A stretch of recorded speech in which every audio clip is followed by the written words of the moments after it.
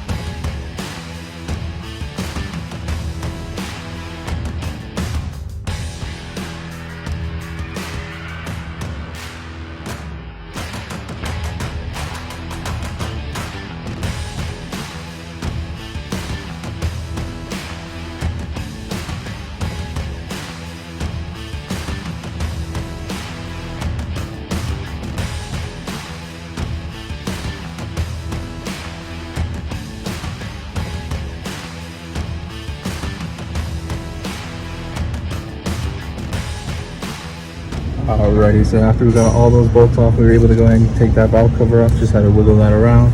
I did loosen the bolt for the dipstick so that way it's a bit easier to push it back more so that we have more room. Another thing is before you take off the valve cover, make it a bit simpler. These are the Spark boots.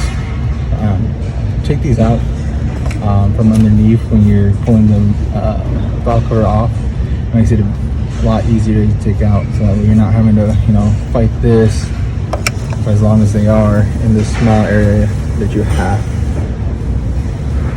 So right now we're gonna go ahead and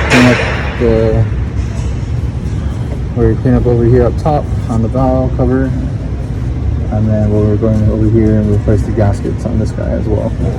So we went ahead and did the one on the passenger side. We already got that all straightened out. Everything is taken off and re-put back together on that side. Going over to the driver's side, everything's ready to come off of the valve cover. The issue with on the driver's side that you run into is going to be regarding the small space you have between the firewall here, coolant hoses as well.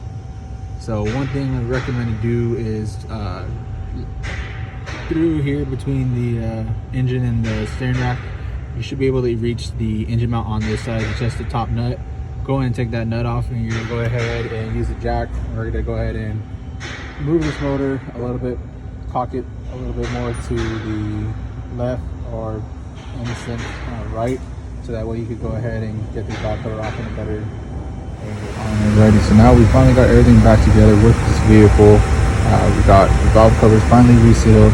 Went ahead and cleaned down the motor as much as I could. Last thing we would do is just do a quick test drive and spray down the engine bay before we hand it back to the customer. One of the things I want to notate is with this valve cover on the driver's side, after taking off the motor mount and lifting the motor up so that way it tilts a little to the left, one thing I do want to let you guys know is these coolant hoses do tend to get a bit in the way, so you're going to have to rotate it around just to get it out.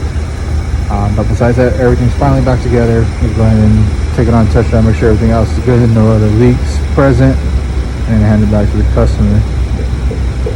Thank you guys for tuning in and watching this full video. If you have any questions, leave them down in the comment below, and don't forget to like and subscribe.